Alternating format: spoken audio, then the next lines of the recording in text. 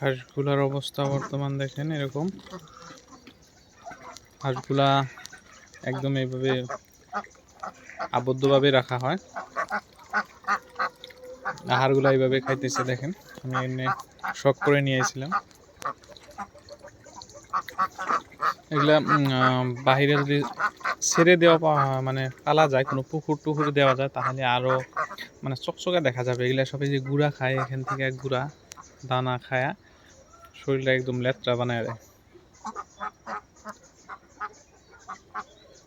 এই দেখেন, বাবা!